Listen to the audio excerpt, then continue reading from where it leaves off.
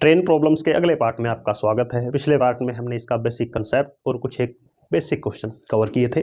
आज थोड़े अलग टाइप के क्वेश्चन शुरू करते हैं। पहला क्वेश्चन है कि दो स्टेशन एक्स और वाई के बीच 650 किलोमीटर की दूरी है। दो ट्रेनें एक दूसरे की ओर एक ही समय चलना शुरू करें तो वे 10 घंटे बाद मिल जाती हैं। फिर दूसरी कंडीशन है कि एक ट्रेन दूसरी से 4 घंटे 20 मिनट बाद चले तो वे 8 घंटे बाद मिलती हैं। ट्रेनों की चाल क्या है?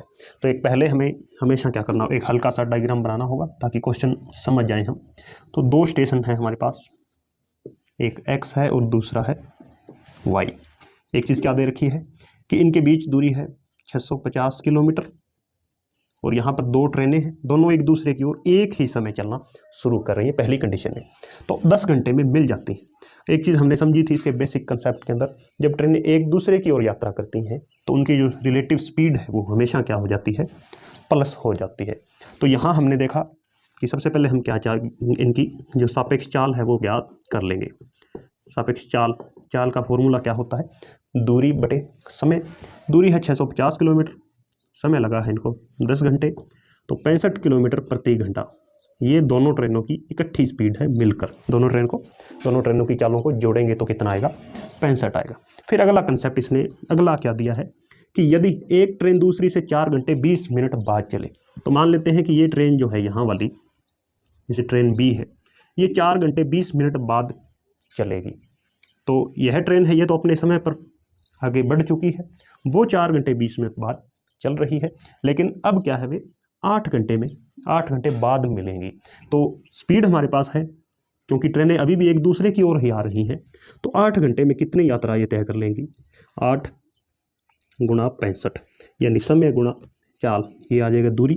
तो 8 पंजे 40 और ये हो जाएगा 52, यानी 520 किलोमीटर 8 घंटे में ये दोनों तय कर देंगे।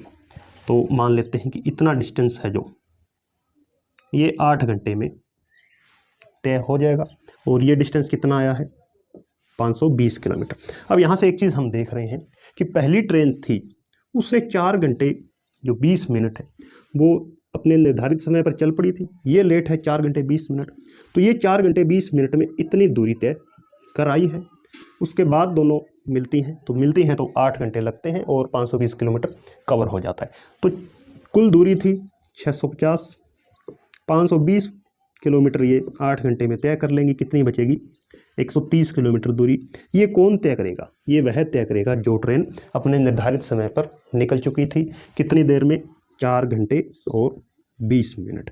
तो यहाँ से हम इस ट्रेन की चाल आसानी से ज्ञात कर सकते हैं कि पहली ट्रेन जो अपने निर्धारित समय पर निकली थी उसे 130 किलोमीटर की यात्रा तय करने में 4 घंटे 20 मिनट लगते हैं।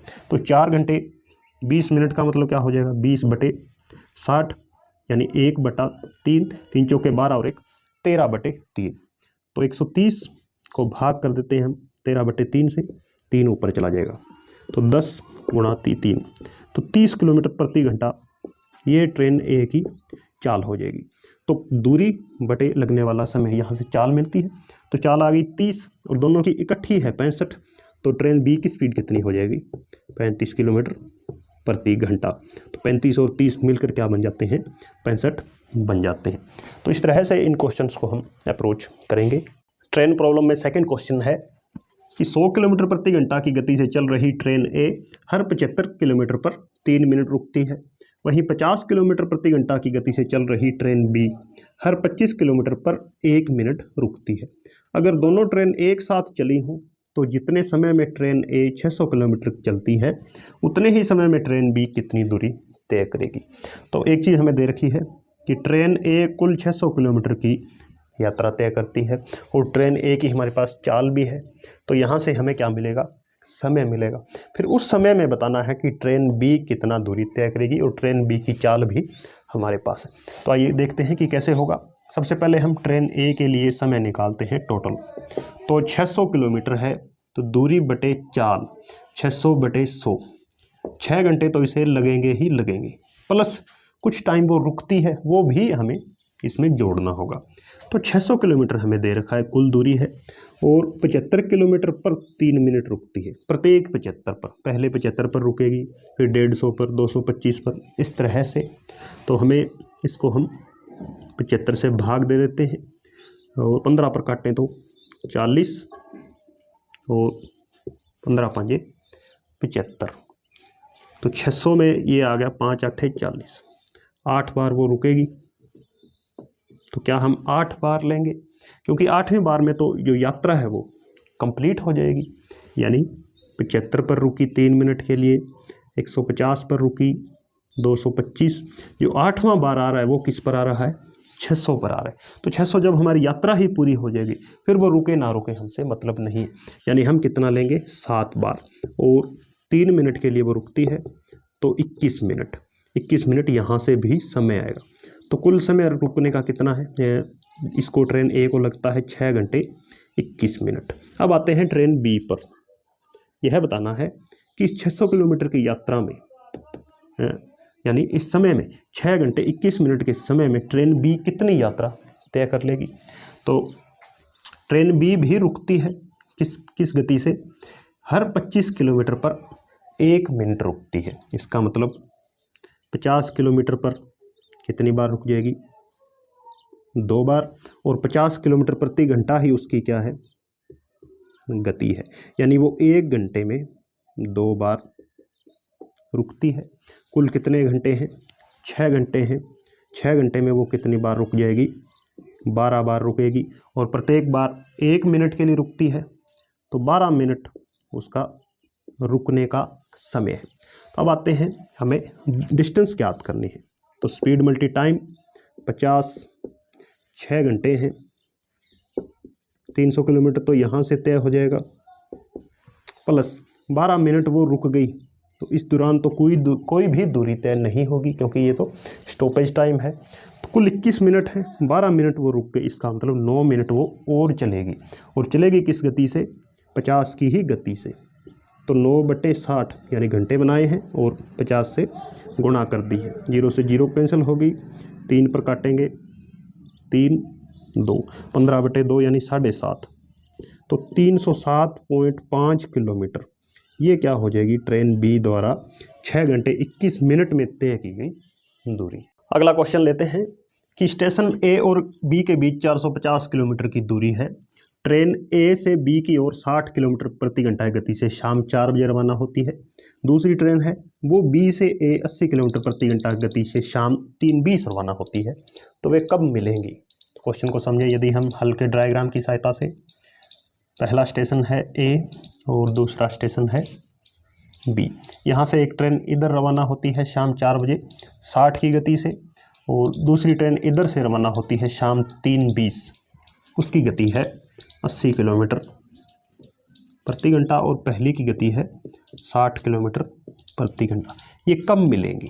तो हमें समय दे रखा है कि ये तो चलती है शाम 4 बजे, और जो दूसरी ट्रेन है वो चलती है शाम 3:20। तो इसके लिए हम एक ऐसा तरीका अपना सकते हैं कि हम यदि यह सोचें कि पहली ट्रेन थी जो हमारी ए, वो भी कितने बजे चलती, वो भी यदि शाम 3:20 चलती, तो हम इनका फिर सापेक्ष चाल का जो कॉन्सेप्ट है वो लगाकर आसानी से सोल्व कर लेते। और सापेक्ष चाल हमें जब दोनों चालें दे रखी हैं तब इजीली हम लगा सकते हैं। तो हमने यह मान लिया कि पहली ट्रेन भी कहाँ से चलेगी, शाम 3:20 बजे ही वो चलेगी, और दूसरी ट्रेन है ये भी शाम 3:20 ही चलेगी। अब कितना टाइम एक्स्ट्रा ये चल रही है हमें पता है 40 मिनट, और इसकी स्पीड कितनी है 60 किलोमीटर प्रति घंटा। तो कितनी दूरी ये ज़्यादा ट्रेवल कर रही है इस 40 मिनट के दौरान। तो 40/60 ये तो हो गया घंटे, इतना तो है समय, और स्पीड है इसकी 60, यानी 40 किलोमीटर ये एक्स्ट्रा ट्रेवल करेगी ट्रेन ए, यदि ये शाम 3:20 बजे चल जाती तो इतना इसको एक्स्ट्रा तय करना पड़ता। तो कितनी दूरी इसने एक्स्ट्रा तय की है 40 किलोमीटर, और दूरी हमें वैसे कितनी दे रखी है कि दोनों के बीच कितनी है 450। तो कुल दूरी कितनी हो गई अब 450, और 40 पहली ट्रेन ने एक्स्ट्रा तय कर दी 490 किलोमीटर। अब एक चीज़ हमें पता चल गई कि दोनों ट्रेनें शाम 3:20 और शाम 3:20 ही चल रही हैं, यानी चलने का समय एक हो चुका है। इतनी दूरी इन्हें तय करनी है, और दूरी बटे चाल क्या मिलेगा, डायरेक्ट समय मिल जाएगा। चाल क्या है, दोनों एक दूसरे की तरफ आ रही हैं तो चाल दोनों की प्लस हो जाती है, रिलेटिव स्पीड है तो 140। 0 से 0 कैंसिल, 7 7 49, 7 दूने 14, यानी 3.5 घंटे, 3 घंटे 30 मिनट इतना समय लगेगा इन्हें मिलने में। तो वे कब मिलेंगी, हमें समय पूछा है, किस समय मिलेंगी। तो 3:20 चली हैं, 3.5 घंटे बाद मिल जाएंगी।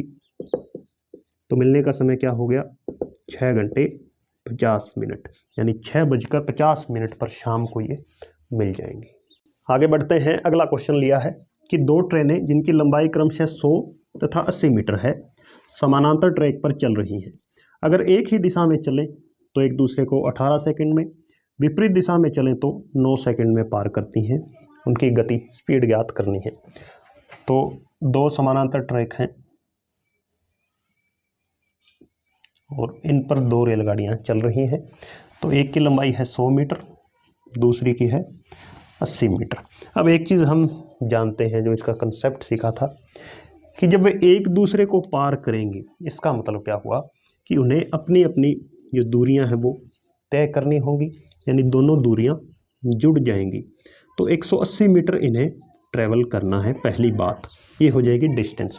इसका मतलब क्या हुआ कि पहली ट्रेन 100 मीटर लंबी है, दूसरी 80, एक दूसरे को पार करें, चाहे कोई भी दिशा हो, चाहे एक दूसरे की विपरीत दिशा में है तो भी इन्हें एक दूसरे को पार करना होगा, चाहे इसी ट्रैक पर इसी दिशा में चलें तो भी एक दूसरे को पार करना होगा।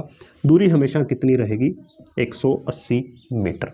अब हम मान लेते हैं कि पहली ट्रेन है, फर्स्ट ट्रेन है, उसकी चाल तो है x किलोमीटर पर आवर, और सेकंड की मान लेते हैं वो है हमारे पास y किलोमीटर पर आवर, क्योंकि हमें जो सापेक्ष चाल का सिद्धांत है वो लगाना पड़ेगा।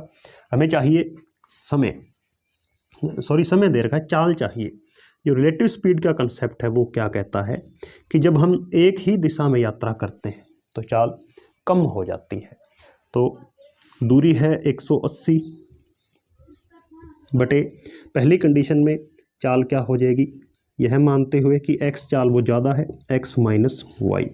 यहाँ से इसे कितना समय लगता है, या हम सीधा क्या कर लेते हैं कि दूरी बटे समय रख लेते हैं। तो एक दूसरे को 18 सेकंड में पार करती हैं, दूरी बटे समय, ये आएगी चाल, कौन सी, रिलेटिव स्पीड। तो ये आएगा 10 सेकंड, क्योंकि 18 दहे 180 होते हैं। तो x माइनस वाई बराबर 10, ये बन जाएगी इक्वेशन फर्स्ट। इसी तरह जब वे विपरीत दिशा में चलती हैं तब हमें पता है उनकी चाल क्या हो जाती है, बढ़ जाती है, तो जुड़ जाएगी। अब कितना समय लग रहा है, 180 बटे 9 ही सेकंड लग रही है। तो दूरी बटे समय बराबर 4, यहाँ से आएगा 20। तो ये होगी हमारे पास इक्वेशन नंबर 2। तो यहाँ से जब हम इन दोनों इक्वेशंस को सोल्व करेंगे तो हम इकट्ठा लिख लेते हैं इनको, x माइनस वाई बराबर है 10 और ऊपर है 20। यदि हम घटा दें दोनों को तो x से x कट जाएगा, इधर 10 और ये क्या हो जाएगा 2y। तो y का मान आएगा 5, यानी दूसरी की तो स्पीड है 5 किलोमीटर पर आवर। और यहाँ देखें कि x प्लस वाई बराबर 20 है, तो x की स्पीड क्या हो जाएगी, 15 हो जाएगी। तो दोनों स्पीड हमारे पास क्या आ गई, एक तो 5 आ गई और दूसरी आ गई 15। ये हो जाएगा y का मान और ये हो जाएगा x का मान। तो आपसे जो भी पूछे वो अलग अलग पूछ सकता है कि तेज़ चलने वाली गति की स्पीड क्या है, 15, धीमी की पूछ सकता है 5, दोनों ही पूछे तो दोनों ही हम बता देंगे। अगला प्रश्न लिया है कि 2 समान लंबाई की ट्रेनें किसी खंभे को क्रमशः 7 और 9 सेकंड में पार करती हैं। वे एक दूसरे को कितने समय में पार करेंगी यदि वे विपरीत दिशा से आ रही हैं। तो 2 ट्रेनें हैं और दोनों की जो लेंथ है वो हमें दे रखी है कि ये सेम है। उसके बाद जो पहली ट्रेन है उसको तो लगते हैं 7 सेकंड और दूसरी को लगते हैं 9 सेकंड। अब यहाँ पर हम अपनी सुविधा के लिए इसकी जो लंबाई है वो मान सकते हैं और ऐसा मानेंगे कि दोनों से वो कट जाए। तो 9 7 63, यह मान लेते हैं कि दोनों ट्रेनें हैं वो 63 मीटर लंबी है। अब किसी खंबे को पार करती हैं, खंबे को पार करने का मतलब अपनी ही लंबाई को तय कर रही हैं। तो उनकी लंबाई है 63 और एक को तो लगते हैं 7 सेकंड दूसरे को लगते हैं 9 सेकंड। यहाँ से उनकी क्या आ जाएगी, स्पीड आ जाएगी, यानी दूरी बटे समय। तो पहली की स्पीड हो गई 9 मीटर पर सेकंड, दूसरी की हो गई 7 मीटर पर सेकंड। अब चाल हमारे पास आ गई है। अब वे क्या कहता है कि एक दूसरे को कितने समय में पार करेंगे। एक दूसरे को पार करने का मतलब अपनी ही लंबाई उन्हें तय करनी होगी। तो 63 और 63 लंबाई कितनी हो गई, 126 मीटर हो गई टोटल। तो ये तो हो गई डिस्टेंस। स्पीड हमें दे रखी है कि एक की 9 है, एक की 7 है, ये हमने अभी निकाला है। तो एक दूसरे की ओर विपरीत आने का मतलब एक दूसरे की ओर, तो चाल है वो, सापेक्ष चाल है वो, जुड़ जाती है। तो 9 और 7 16। यहाँ से हमें क्या मिल जाएगा, एक दूसरे को पार करने का टाइम मिल जाएगा। यदि हम इसको काटें कितने पर, 4 पर काटें, 4 पर नहीं कटेगा, 2 पर काटते हैं पहले, 8, ये हो जाएगा 63। तो 63/8 सेकंड लगेंगे और दोनों ट्रेनें एक दूसरे को पार कर जाएंगी। अगला क्वेश्चन, अगला प्रश्न है कि 72 किलोमीटर प्रति घंटा की गति से कोई ट्रेन एक आदमी को 15 सेकंड में पार करती है। अपने से 50% लंबी स्टेशन पर स्थिर खड़ी ट्रेन को कितने समय में पार करेगी। तो पहले हमें जो ट्रेन की चाल है वो दे रखी है और व्यक्ति को पार करने का समय भी दे रखा है। तो हम लंबाई आसानी से ज्ञात कर सकते हैं, क्योंकि स्थिर खड़ा जो आदमी है उसको पार करने का मतलब है, या किसी खंभे को पार करने का या पेड़ को पार करने का मतलब है कि ट्रेन अपनी ही लंबाई को तय कर रही होती है। तो जो डिस्टेंस निकालेंगे वो ट्रेन की ही लंबाई आ जाएगी। तो डिस्टेंस का फॉर्मूला क्या होता है, स्पीड मल्टी टाइम। स्पीड है 72 किलोमीटर पर आवर, ये पर आवर में है और ये है समय सेकंड में। तो किलोमीटर से जब हम मीटर की ओर आते हैं तो हमें पता है 5/18 से गुणा करते हैं और टाइम है 15 सेकंड। 18 चौके 72, 4 5 20 और 15 दूने 300। तो 300 मीटर है ये पहली ट्रेन की लेंथ हो गई। अब पूछा है अपने से 50% लंबी स्टेशन पर खड़ी जो अगली ट्रेन है, दूसरी ट्रेन है। तो सबसे पहले हमें जो सेकंड ट्रेन है उसकी भी लेंथ निकालनी होगी। वो क्या है, इससे 50% ज़्यादा लंबी है। इसका मतलब 300 का 50% कितना होता है, यानी 50% का मतलब आधा, 300 का आधा 150। तो वो कितनी लंबी है, 450 मीटर लंबी है। अब इस स्थिर खड़ी ट्रेन को कितने समय में पार करेगी। तो यहाँ फिर से कि एक तो इस ट्रेन को पार करना है 450 मीटर, और जब किसी दूसरी ट्रेन को पार करती है कोई ट्रेन, उसका मतलब क्या हुआ कि ये डिस्टेंस तो होगी ही होगी, प्लस खुद की लंबाई भी उसे तय करनी ही होगी। ये हम जो चीज़ें हैं ये बेसिक में हम सीख चुके हैं। तो कुल दूरी कितनी हो जाएगी, 450 और 300, यानी 750 मीटर ट्रेन को अब तय करना है। ट्रेन की स्पीड हमारे पास दी हुई है 72, टाइम हम इजीली ज्ञात कर सकते हैं। तो फॉर्मूला क्या होता है, डिस्टेंस इक्वल क्या होता है, स्पीड मल्टी टाइम। तो 72 5/18 मल्टी टाइम, टाइम यहाँ से आ जाएगा। यहाँ से यदि काटें इसको 4 पर और 5 पर इसको काटें 150, तो 150/4 ये हो जाएगा टाइम, या यूँ कहें ये इसको 2 पर और काटते हैं 75/2 यानी 37.5 सेकंड, इतना समय लगेगा।